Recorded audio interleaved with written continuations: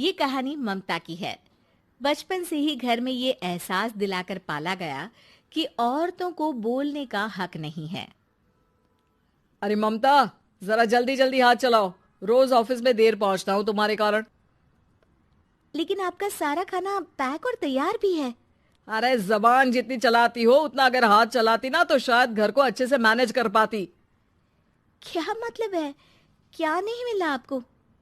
मोजे मोजे कौन देगा? ममता भागकर पति को मोजे देती है।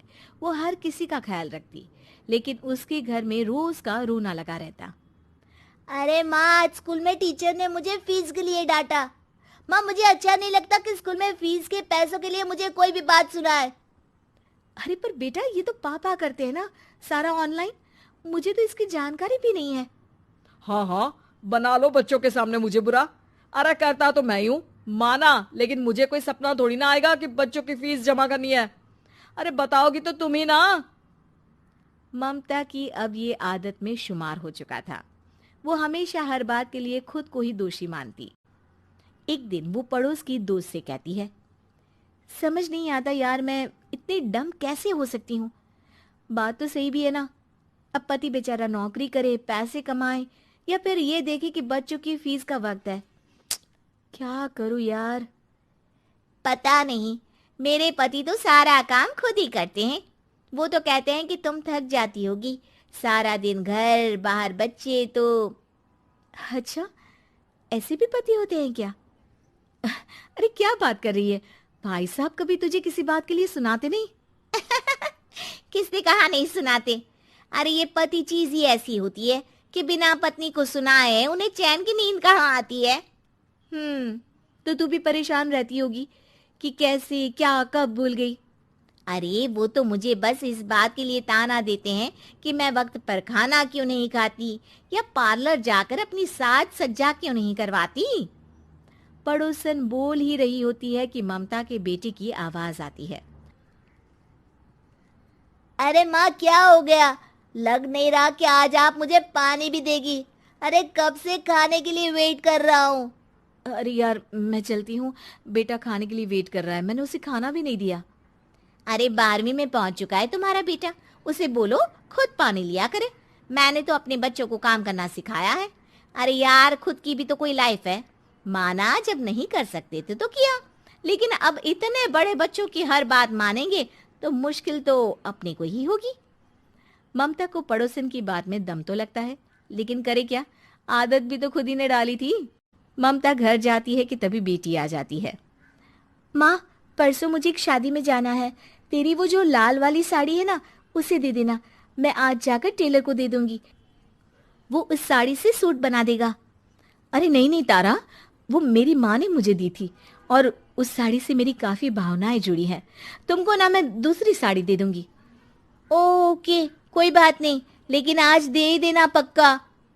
तारा माँ की साड़ी से सूट बनवाकर पार्टी में जाती है, लेकिन जब वो पार्टी से लौटती है, क्या है, मैं तो समझ ही नहीं पा रही हूँ। अरे जब वो साड़ी मांगी थी तो ये छल्ली सी साड़ी क्यों दे दी? मैं ही पागल थी जो इस साड़ी का सूट बनवा लिया मैंने। माँ, जानती भी हो कि कॉलेज में मेरी कितनी हंसी उड़ी। तभी वहां ममता का पति सुनील आ जाता है। अरे गवार औरत, जब बेटी साड़ी मांग रही थी तो दे देती ना। अरे पापा, इनके तो इमोशंस जुड़े थे उस साड़ी से। ममता इतने सब के बाद भी कुछ नहीं बोलती। मेरी बेटी की बेइज्जती हो गई, मैं बिल्कुल बर्दाश्त नहीं कर सकता ये। मैं नहीं चाहता कि मेरी बेटी से कोई भी ज्यादा सुंदर लगे पूरे कॉलेज में। जी, वो पढ़ने में तारा बिल्कुल अच्छी नहीं है, उसकी पढ़ाई पर आप ध्यान दीजिए ना। अच्छा, अब तुम मुझे बताओगी कि मुझे किस पर ध्यान देना और किस पर नहीं। रमेश जैसा ही ये वाक्य पूरा करता है, ममता की बेटी और पति उस पर जोर जोर से हंसते हैं। अरे ठीक है ना, पता ही नहीं चला कि कैसे वक्त इतना बीत गया। अरे कैसे पता चलेगा माँ, हम लोगों के पीछे जो तू बैताल की तरह चिपकी रहती थी, तुझे कैसे वक्त का पता चलता। ममता को पहले सास ससुर, फिर पति और बच्चों की तरफ से इस तरीके की बातें सुनकर उसका मन बहुत दुखी रहता था। एक दिन, सुनो ना, बहुत दिनों से कमर के नीचे बहुत दर्द रहता है। कल मैंने देखा तो एक फोड़ा था। अरे ममता, एक बार अपने पति से बात करो, वो तुम्हारा फोड़ा डॉक्टर को दिखा देंगे। अरे नहीं नहीं, वो तो गुस्सा हो जाएंगे। अरे क्यों गुस्सा हो जाएंगे? तुमको दर्द है? हाँ, लेकिन वो यही बोलेंगे कि ऑफिस जाऊं या फिर तुम्हें लेकर डॉक्टर के पास। तो बेटे से ही बात कर ले। अरे वो तो मैं कर लूं, लेकिन फोड़ा है ऐसी जगह कि उसे बताते मुझे शर्म आएगी। लेकिन कुछ ना कुछ तो करना जरूरी है ना। ऐसे कब तक फोड़े के दर्द से तड़पती रहेगी? अब तो सोच रही हूँ कि इनसे बात कर ही लूं, वरना दर्द के मारे कहीं मर ना जाऊं। लेकिन शाम को, ममता, क्या किया तुमने आज? खाने के डिब्बे में कैसा खाना दिया था? दाल खराब हो गई थी। कब की थी? दाल तो मैंने सुबह ही बनाई थी, खराब कैसे हो गई? अच्छा सुनिए ना, मुझे कहना है कि अरे गरम दाल बंद करोगी तो ऐसा ही होगा ना। बेइज्जती हो गई सबके सामने मेरी। ऑफिस वालों ने ऐसा मजाक उड़ाया कि क्या बोलूं। कल से ठीक से खाना देना है तो देना, वरना खाना देना बंद कर देना। बाहर खा लूंगा मैं। ममता, जो पति से अपनी परेशानी बताने वाली थी, वो अब ये सोचने लगती है कि कल से पति को खाने में क्या दे। अगले दिन ममता थकी थकी सी हालत में, आप लोगों के लिए नाश्ता बना दिया है, खाना बनाने की हिम्मत नहीं है आज तो। रात भर सोकर थक गई है ना, इसीलिए तो खाना नहीं बना सकती।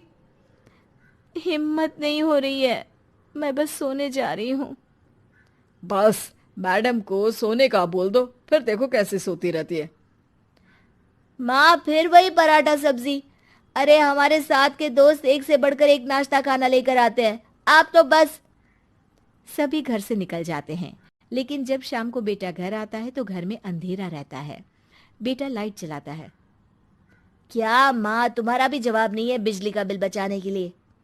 वो बोल ही रहा होता है कि सामने माँ जमीन पर लेटी मिलती है। वो उसके पास जाता है। अरे माँ, क्या हो गया माँ? तभी वहां पड़ोसन आती है।